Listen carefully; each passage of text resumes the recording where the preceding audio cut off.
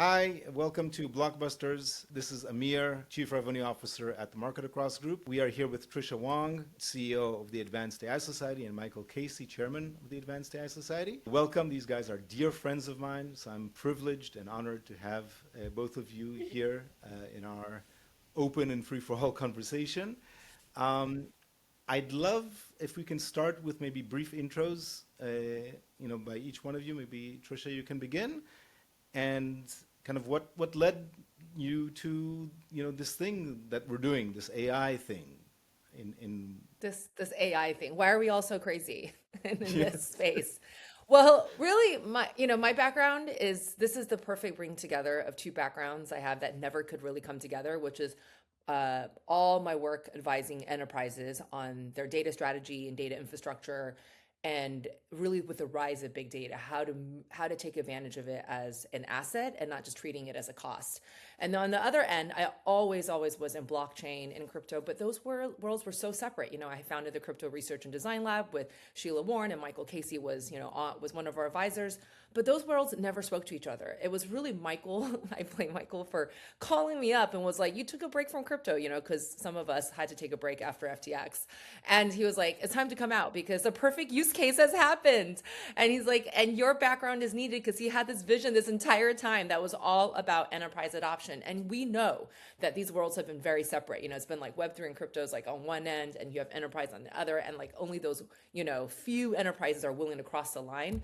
But really, it was Michael who called me and was just like, these two worlds have come together now that decentralized AI is now a thing, and all this technology has this application and so needed for this agentic space. And so really we came together to co-found the Advanced AI Society under this, coming together of cryptographic tamper-proof solutions that is going to be now needed for the AI stack, this kind of AI infrastructure that we're seeing that really solves for people's worries, because people are freaking out about AI, and we have a solution.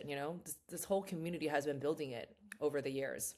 100%. I have to kind of almost backtrack to when I met Michael, and it was the same kind of conversations that we were having with, Tufi at Hypercycle and a couple of other projects that we're building, during almost 3 years ago. It started being like these rails, and I kept, bugging Michael on this.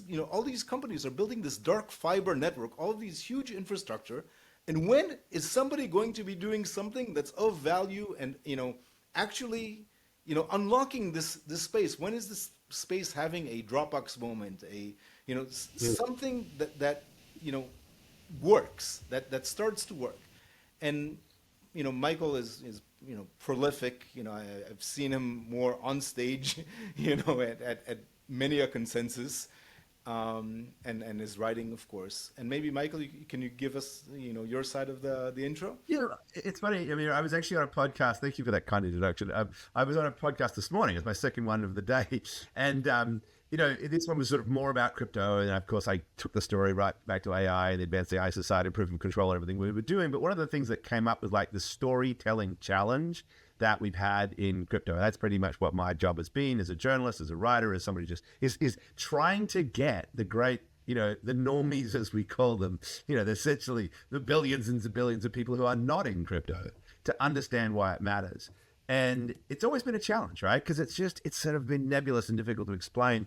And I think for me, when I left, I was the chief content officer of CoinDesk, and, sort of running Consensus there for a while. When we moved on from there, I suddenly, okay, AI, I get it. This is the use case. This is the one that matters. And we've had a few this is the use case moments over the years, but this one really matters. And my first thought about that is something that I still hold, but it's evolved a bit since, Tricia and I have sort of really worked hard on what the society should represent. But firstly, it was like, oh, this is important for protecting humanity. I still believe that entirely, right? Like that ultimately, if we don't have control of our data, and this is this conversation that we've been having some time about the power of Web3 over Web2, the idea that you should own your own data and so forth. This is going to be vital in the really protecting ourselves against a concentrated control of this technology as we move forward, right? And that was something that mattered to me, resonated with me. But it's been interesting now looking at the storytelling challenge about how we activate the use of this technology for those who really have a chance to make a huge difference. And I think it's the enterprises, right? The guys who are realizing that enterprises themselves face a very different but completely related problem about their data, about their control, about their agents acting for them and not acting for a third party, because that's how you unlock the power of that. And so I think what's happened is we've now got this unique opportunity to be able to talk to people, the decision makers who are going to actually embrace this technology and apply it, about really why they have no choice. They have to, right? Because there's going to be an imperative that's going to come down that says if you don't have control over, your AI, over your data, over, your engagement with all these agents that you're going to be dealing with, you'll lose control of your company. You'll lose control of your business. You'll be sued. You'll be like, so, but at the same time, this is how you unlock the opportunity. This is how you take that data that you have and you've been sitting on it all this time, haven't been able to use it. Now you can. And so there's this moment, I think, about where we're at, particularly as we move into the agentic AI period, where all of a sudden the challenges we've had to convince people that crypto decentralized systems really do matter, to really take it to the next level and say, this is how you do it. And we'll talk a little bit later about how we're not yeah. And the way we do that, like Michael and I have, really evolved, talking about evolving narrative, is that we don't talk about crypto because it's not about crypto. It's about cryptographic tamper-proof solutions, some of which can be applied as crypto, some of which can evolve, usually involves blockchain, but not necessarily. And so I think there's a nuance when it comes to working with the enterprise, is that this is not a crypto project, which honestly turns a lot of people off the minute you mention the word crypto or Web3, And also, like, there's been this arc in our mutual thinking. It started almost like as an ethics thing of, hey, what OpenAI and Elon Musk think is right in AI may not be what I or you or Michael may think about, as an ethical thing. And it turns out we went from ethical to, okay, what's the gun to the head compliance issue for an enterprise that they cannot do business without this kind of thing. And I think that progression and that maturity is one of the most interesting things you guys are tackling at the society. Yes. On, with the members that are coming in, but also with the recent events. And I think I'd like to highlight, if you can dive into the recent Patchwork event that you did, because that was, to me, one of the most, seminal events that, the feedback that I got from it was unreal. People were like, DMing me as this thing was happening, 2.5 hours live.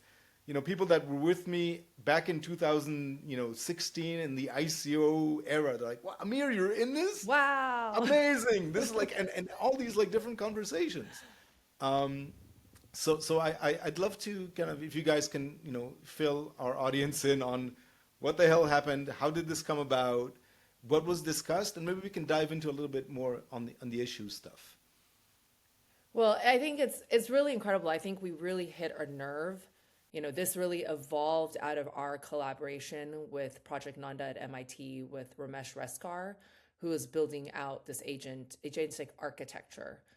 And our steering committee, in our collaboration with them was like, you know what, before we even build anything or work on any kind of standardization of anything, why we need to actually bring these communities together who typically have not spoken to each other, which is exactly what Michael is saying, is like, if this whole use case is going to be on enterprises, why are enterprises not talking to the builders who have these solutions? And the name that we've given this category of solutions, we're not calling it decentralized AI because it's not about decentralization, because you can still be decentralized and not have control. And what businesses and what retailers, what individuals, we want control. And decentralization is a way to get there. And so what we're calling this new category of technology is proof of control. And it's an emergent category of technology that is built on cryptographic tamper-proof solutions and is exactly what the enterprise needs now in order to responsibly scale their AI infrastructure.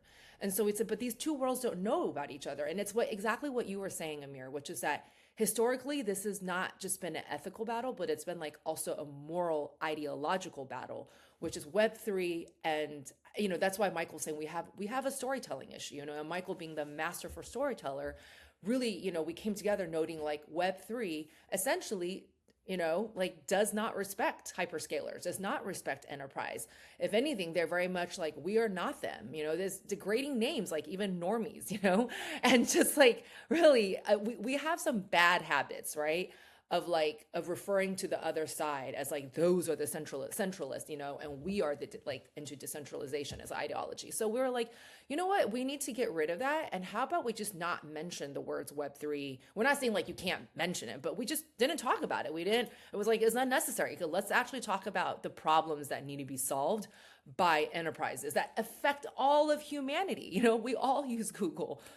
Most of us, use Google. Most of us use many of these applications that we know sometimes keep us trapped or sometimes prevent, have these like high egress fees that, really hurt developers. And so we said, why don't we bring these two worlds together? And because our whole, our point of view is that proof of control technology augments the current hyperscaler stack. It augments the vendors you already are working with on the enterprise side. And you need it, and it augments it because it's going to make it safer. You're going to be more compliant. You're going to be able to prove, who has control, et cetera, all these things. We're not saying this is an either or world, which is what storytelling wise has been framed as up until now. It's been Web3 versus Web2. The new cool kids are Web3. We're neon, we wear hoodies, and Web2 are the suits. And it's like, we know that's ridiculous, because we want this kind of, everything that Web3 has been developing is useful technologically. So we got rid of the ideology. And I think this is one of the reasons why we hit that nerve, is because we just focused on what's the actual problem we're solving. So I think I remember one big tension moment, I think the event just did a really good job at surfacing tensions without any hype and without any judgment of like, oh, you're Web2, you're Web3, you're enterprise, or like my protocol's better. We did not talk about, whose protocol is better. It was very much about solving problems. So like one, tension that was surfaced that I think everyone is trying to figure out is authorization versus responsibility. Most existing identity. Just before I start, so the Patchwork event we ran it as a 4-hour event to talk about 3 major topics, which is registries, identity, and inter-agent infrastructure. And the whole premise of this was saying that we need to all come together because everyone is building so quickly.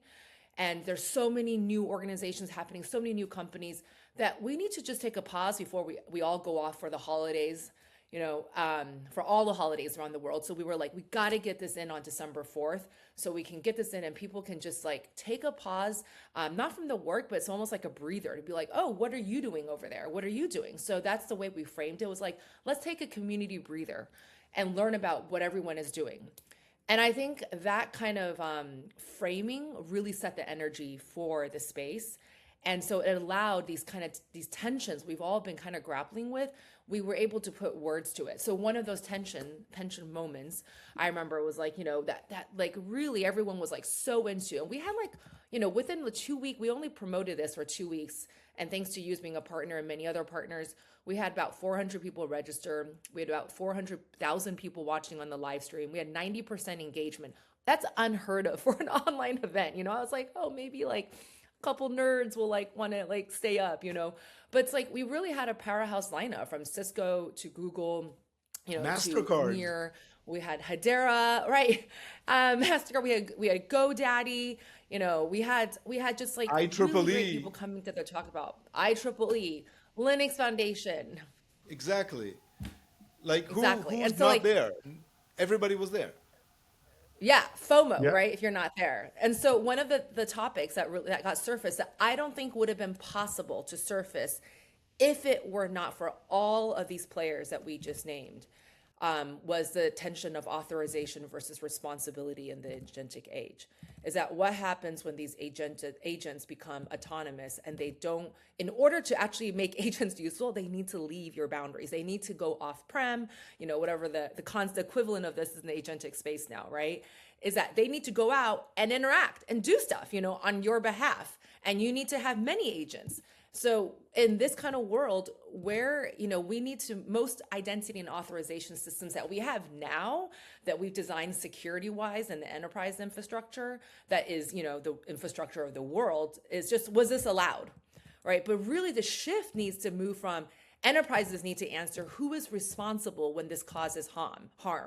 Agentic delegation introduces this chain of action that authorization alone you just can't explain after the fact. And you really heard this being surfaced. For example, Drummond Reed from Trust Over IP and First Person Project reframes identity entirely, because he's identity stops being about who logged in, right? It becomes about who authorized the action, under what conditions, who is accountable when something goes wrong. And then here you have Ken Huang, who is this heavy hitter who the enterprises respect, and also Web3, just prolific writer from the security perspective. He even openly just was OAuth has limits. It's designed for human initiated actions. And this breaks down under an agent to agent delegation. So then he talked about how MCP could help, OAuth. And it was just this incredible discussion about how responsibility fragments when agents start to invoke other agents. And so this whole pattern emerged around authorization without accountability creates, systems that function operationally, but are completely fragile. And I think this is one of the first times I would say that everyone in the room was wow, we're really just having an honest discussion without any ideology, shilling of any kind of product. I want to just reflect a little bit on why some of those big players are getting in right now, right? I think it's really, really interesting. And in some respects, there's a kind of a call to action for the proof of control providers, the people within our community, to actually step up, because you could argue that in a certain context, Google, Anthropic, AWS, these guys are actually taking more actions towards an interoperable open source future than we are, the ones who talk about decentralization. And I'm talking specifically about the Agentic AI Foundation that was founded just around the same time that Patchwork came to bear. This announcement came out, and you've got the biggest players of all stepping in and going to Linux, the gold standard when it comes to establishing the framework for open standards and open systems, and saying, what, we can't do this on our own. A2A, which is Google's agent to agent protocol, it can't just compete with MCP from Anthropic. We need to figure out how these things work together. So that's actually, that's a big deal, right? That's now, and it's interesting also to think about this from the challenges that they face. So Google is an incredibly complex company. It is not just Google search. And you could argue that AI is killing Google search. And it's possible that a lot of people in the Google search world are like, oh my God, don't give this stuff away for free. Our data is everything. If you do this, we're gone, right? And maybe Google's strategy is to try to still hang on to that.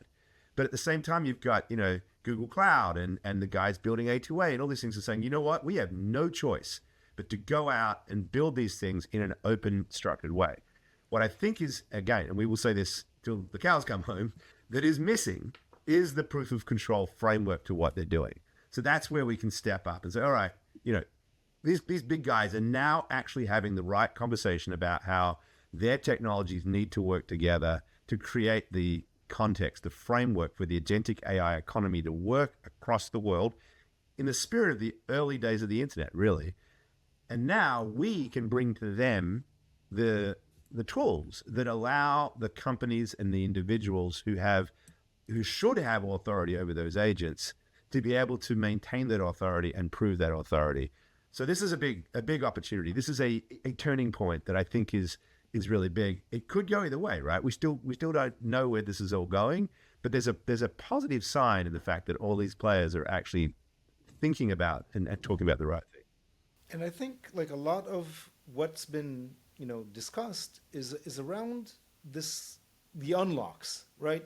We had this conversation where, okay, so an agent goes into your BOFA account and withdraws everything, goes into Robinhood, starts day trading crypto signals based on Pump.fun and Polymarket, and maybe it goes 100%, then drains your account in the next 15 seconds with multi-agent work.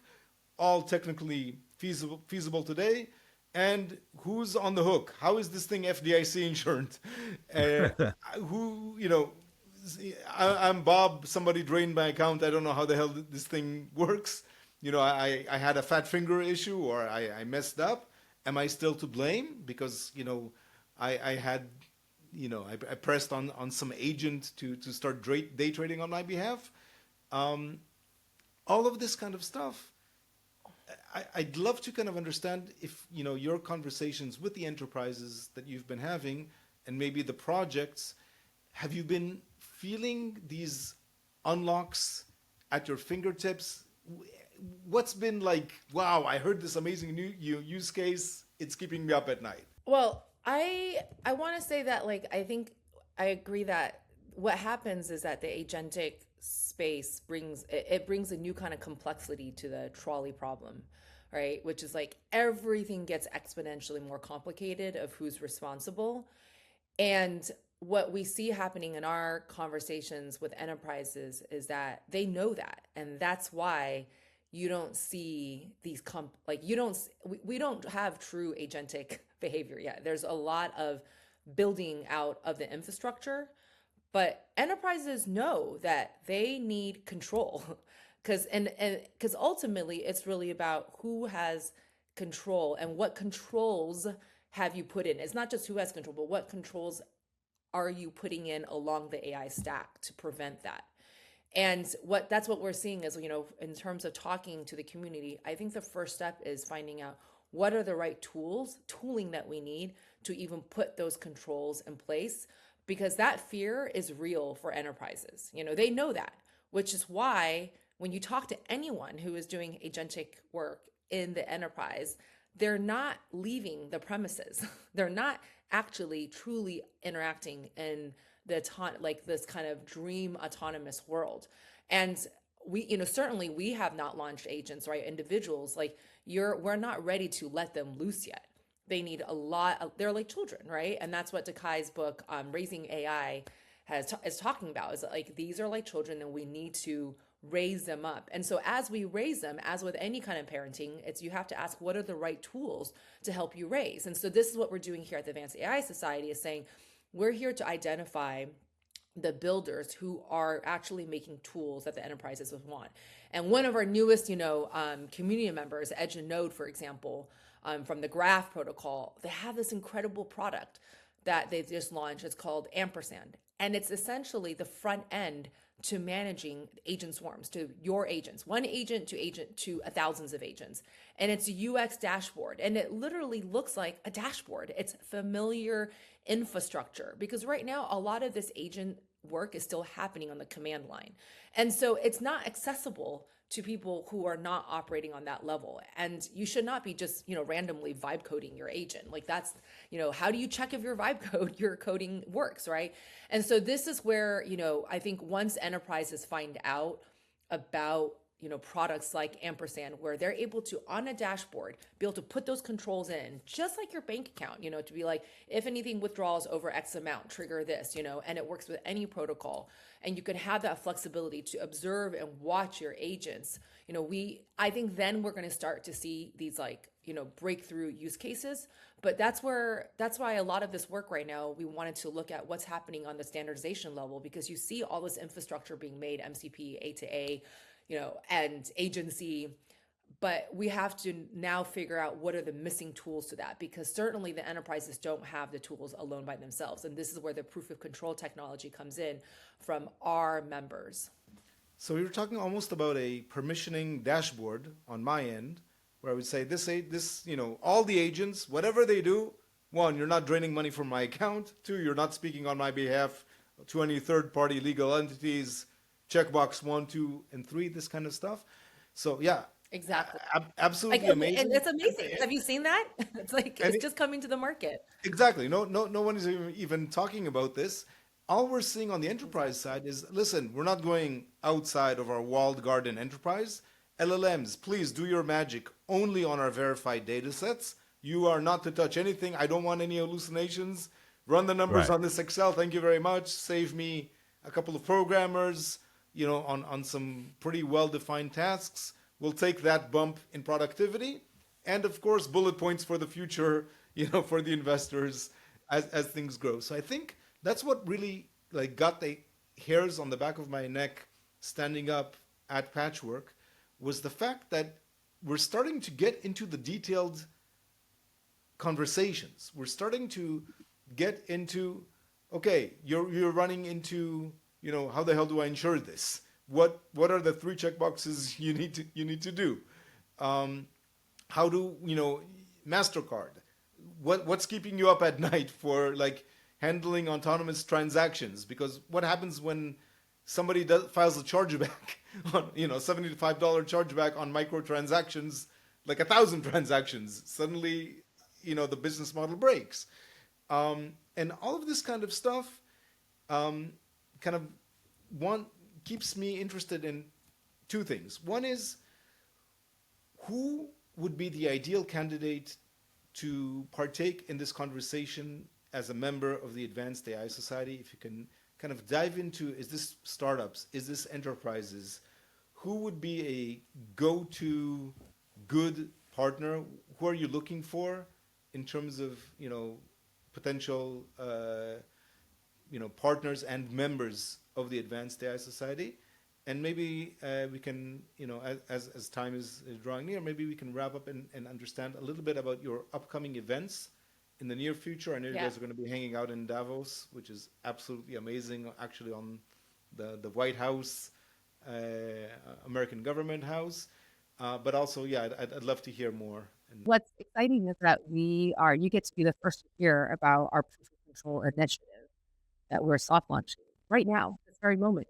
The first time we're going to be talking about it publicly before we go to Davos, which is the proof of control initiative and what we're building out. So the Patchwork, it wasn't like secret, but it was like essentially our test to make sure, is our thesis correct that what's missing is this proof of control. And I think, the numbers and the interaction and the engagement, the feedback really proved out that it's exactly what's needed. And it brings together the enterprises and the builders of the proof of control technology to the table. And so what we've done since then is we've crafted and designed this, what's called the proof of control initiative. And the proof of control is we're creating a evaluation framework for enterprises where the tech people and the business people can come together to make decisions to evaluate how to actually adopt vendors of proof of control technology. And this is really key because this solves, the bigger problem. Because our original problem that we identified at Advanced AI Society when Michael and I started this was that, one, no one in the world knows about this incredible technology, proof of control, right, that our members have. And so we were like, we need to find, the right members who are building cryptographic tamper-proof solutions for the AI infrastructure and who want enterprise clients who are willing to do the work.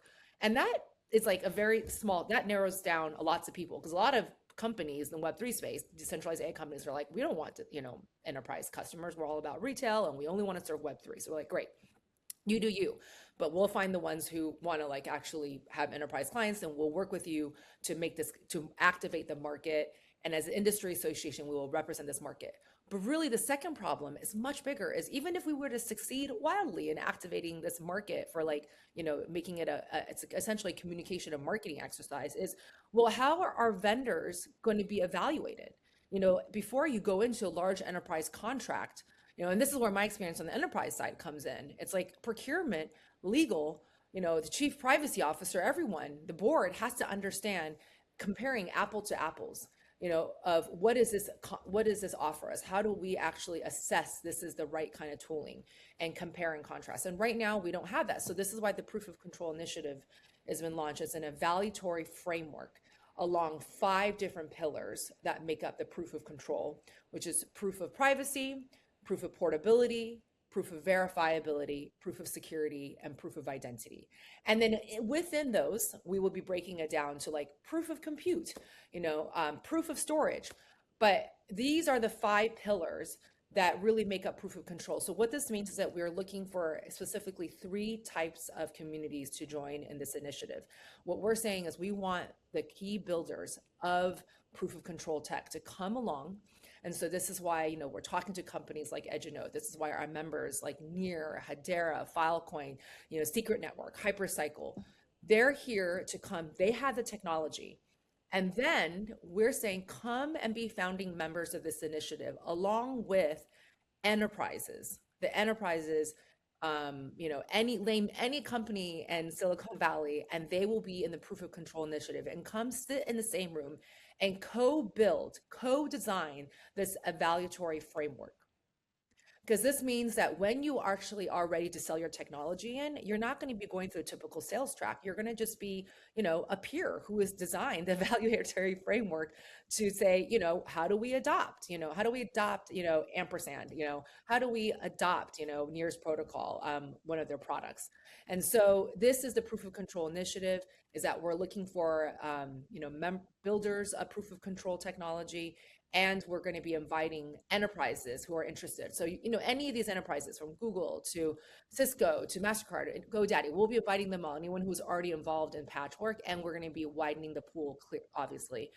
And then the third group would be, standard bodies and civil society groups, universities, who want to be involved. And we want to make sure that the standard groups are in it from day one, in understanding how they play a role. Because a lot of this work, is sitting here at the protocol level, but it has not been standardized, and we need to move it into that direction, especially for large scale enterprise adoption. So those are the three groups of people that we're really interested in talking to. So as someone who's listening, we want you to reach out to us if you fall into one of these groups, as this is the early days of starting this initiative. This is super exciting to me. I'm getting a flashback to understanding that some enterprises have yet to adopt cloud, and it's like, you're hopping into the Raytheons of the world. I'm not sure they have anything that's not locally hosted. And it's super interesting because it's like building the procurement checklist for these guys. Exactly. And Yeah. it's amazing how, And with them. We're building and- it with them, right? We're not doing it for them. But like the biggest things in adoption and in innovation, in driving things forward, come from these gray areas of like, what are Yes. the procurement checkboxes? Nobody ever got fired for buying IBM and HP. How the hell do we build that dynamic for something that is so cutting edge and so forward thinking and is has been mind bending to me for the last 3 years? To actually get us to the point of, we can say that in a couple of months, MasterCard is using AI agentic in a pilot study with W3 or whatever, and it'll be like, and that use case came out of this mutual work and getting the same people in Exactly. the room, and it's breathtaking, and it feels to me finally somebody is doing something pragmatic. Come on, we've had bullet points for so many years. Everybody's investing in building, and can we get down to brass tacks here? And that's what is like getting me super excited about the space. And your journey here has been nothing but inspirational. Just the conversations that we're all having, both with clients and stakeholders and all the different organizations, just getting everybody. And it's amazing, like, I don't think you've been running into any ego things. People are like, how is that? Exactly, you don't work the ego. It's always some ego in there, Amir. But yeah, So I'm just not we're witnessing. not seeing less of it. I think that's actually interesting. Yeah. Amazing. So tell me, what's up next on the calendar, guys? Yeah, I just want to reflect briefly on what you're talking about, because I think we had a conversation yesterday with one of our members about who's the best person for them to put as their interlocutor into these discussions. And it's interesting how the conversation wasn't about, I'll send you the CTO, or I'll send you this engineer, this dev person who's leading this, and they are going to be someone that's able to have that conversation, because this is no longer. AI is not just an IT project on the side, right?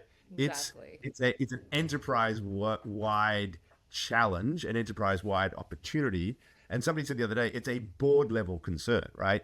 Whatever happens with AI is going to transform these companies to the point where board members are going to have to start thinking about their own liability with regards to that, right? So this is where you get into compliance and everything else.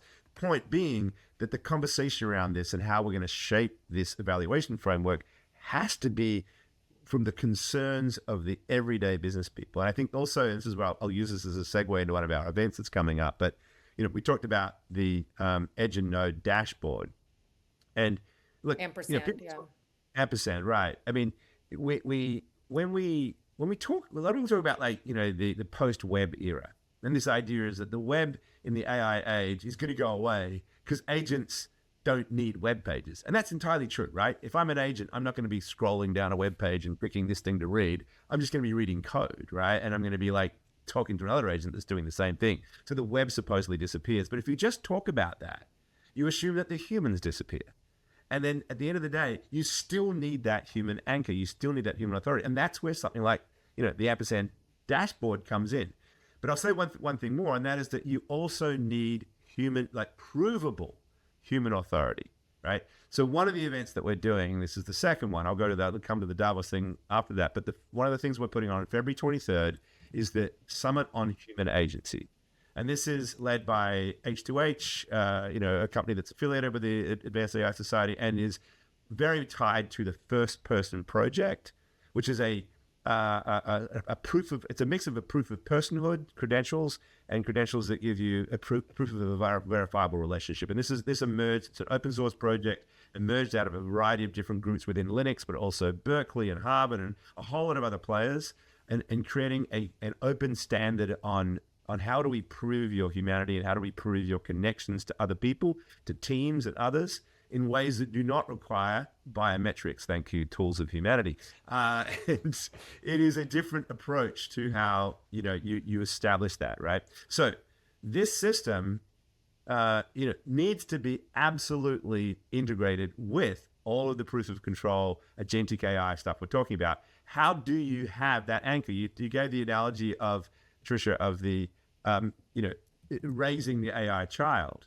Well, one thing you could think about is, okay, how does the parent, the guardian, the human, give authority? It's like having a letter, some sort of authority that might certify that my child can go, to the theme park or something, right? It's going to roll back to a provable human. And you need to do that in a cryptographic way. So what these guys are doing is establishing this. And we're at the Summit on Human Agency, we're going to be talking about that. We're also going to be showcasing some technology that ties into this. We have an event app that's going to literally allow you, when you meet people, right, there's a prototype at this stage, to be able to establish these proofs of that relationship at the event, which we think opens up all sorts of interesting potential for how events can become these vehicles for establishing these trusted relationships. And again, the foundation, if you think about a company and how it's going to work with a proof of control set of tools, it's going to need the team and the authority of that human team behind it. So that's what that's all about. February 23rd, it's one day before, because this is all in partnership with Linux. Linux has its annual members summit at the Silverado Resort from the 24th, 25th, 26th, and we're having an event on the 23rd at the same place to sort of bring this human element to that conversation. So and that's Michael, that. this is also going to be open virtually. Is there like a Notion page or something people can sign up? So this actually is invite only. It's kind of like it's a 350 person group, and so we're going to be taking in opportunities for people to apply. There's a lot of folks who will be at the Linux Summit who will probably be there, but we certainly want folks to put up their hand and get involved, and there will be recordings that we'll share and everything else. It's a real attempt to get the sort of right people in the room and bring this out as a way to tie it to what's happening at Linux and elsewhere around this agentic AI movement. So before that, in Davos, we'll be there. One of the things we're doing that I think is significant is I'll be moderating a panel at USA House, which is, supported by the White House, I think other US entities as well. It's at the Sanctuary, which is an iconic building just outside the Congress there. And in the room, right, because this is USA House, you'll have policymakers folks who are really thinking hard about, hopefully, the regulatory framework. Hopefully they're thinking hard about what that regulatory framework needs to be as we move into the agentic AI phase. And we think that that's going to be a hugely important part about where compliance goes. And again, proof of control comes into all of that. And there'll also be the CEOs of major companies that are going to have to be thinking about this sort of stuff. So that's why it's a great environment. I'll be having, it's essentially a conversation about this chain of command through proof of control from the humans to this proof of control framework. We have Edge and Node on the stage with us. We'll likely be having Google. We'll have Coinbase there to talk about the X402 payment piece of this.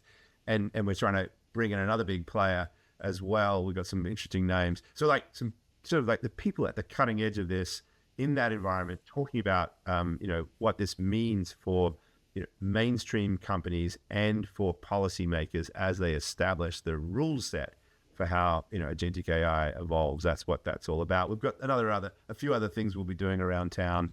One of our members, ICP, Definity Labs, has an event that they do every year. We'll be at that. We'll be doing some stuff with Abraham House, which is an interesting group of folks. We've got some other things that are likely to pop up in the madness that is Davos in that week. I'd love to, if anybody's hearing this and saying to themselves, listen, I want to connect to Michael and to Tricia and to the Advanced AI Society, I'm going to drop one of our links in the show notes that you can connect with me. I can make the intro. And if you want to just, do office hours around this kind of thing, please, let's continue this very important conversation. We want to hear from you that you're out there. Tricia, yes. And I want to tell us about the next event for Patchwork, which is Please. An action item too, which is that we want everyone to know that our next Patchwork will be sometime in March. And so if you want to update about it, there's going to be two ways. Amir will drop in how you can sign up for updates from the Advanced AI Society, but also we'll post in the Luma from the last Patchwork, on December 4th. And if you sign up for that, we'll be definitely also putting up all the past videos, and we'll be putting it up as shorts, individual talks. That's all going to be coming out over the next month. So you didn't miss out. There is still time to, deal with your FOMO. And really the next topic is in March is going to be about payments. And so we really specifically would like to hear from folks on the enterprise side and from the proof of control builder side. If you're doing anything around payment infrastructure, offering that proof of control of verifiability of payment infrastructure, we want to hear from you. And I feel like, Amir, when you said that you had like goosebumps, I feel like I got goosebumps too at the event. And, I just want to offer like this really interesting conversation I had with our new advisor, Brian Bellendorf. He, and a few other members were like very, very central to making open source open and like known and valuable. Like we would not be able to have open source in the enterprise. It would not be the default technology. And our world would certainly not be as safe if we were all just on, Microsoft, only, right? And what he did, he reminded me, he was like, the open source initiative, what they did was they had to do a communication exercise of taking, Stallman's concept of free software, which was like anti-capitalist. And he was like, it should not be about money, And the enterprises were like, well, what are we going to do with that, right? So we'll just like stay on our closed source environments. And what the OSI, what they did was they said, we're going to define open source. We're going to first publicly define it, and then we're going to make it commercially viable, and we're going to make it legally defensible. And so then they were able to work with Apache to bring in the diverse players of the enterprise world. And then you had Linux Foundation. So there's like that rich kind of history that I think a lot of, newer builders don't know about, which is like, we've been through this before. We're not making it up. There's been a moment where, it was like us versus them. And then some group of adults had to come in and be like, okay, guys, let's let's do like the boring stuff. Right. And so they were able to transform free software into open software and make it legally, commercially defensible and publicly definable. And we are in that moment right now. And we're not saying, Web3 go away or crypto go away, but we are saying is that we need to define what this is, make it easy for the world to understand. That's why we're saying it's about proof of control, but also make it easy for someone to buy your technology, right? And that's why we have the proof of control initiative. But we see ourselves in that kind of moment, and we're excited that Brian Bellendorf has joined us as an advisor for the Advanced AI Society. So we get all that kind of rich knowledge that, that he had to experience in making this world possible. So we see this as the next layer and learning from the past and new conditions. But certainly we don't have to do this from scratch. And industry associations play a very important role in making breakthrough technology scalable and safer. I'm getting the feeling this is the tip of the iceberg in terms of our conversations. I'm going to be wrangling you into some more of these talks. And I definitely want to keep abreast of what the Advanced AI Society is doing. What you guys are doing is incredibly important for the advancement of this thing that we're so hoping. Well, you're our that partner, comes, so you right? can't get away from us. Gladly so. Thank you so much for giving me the time today. And let's continue having fun together and more of these episodes. Thanks, Amir. Thanks, Thanks, guys. Amir. Thanks, Mark. Get across. Yay.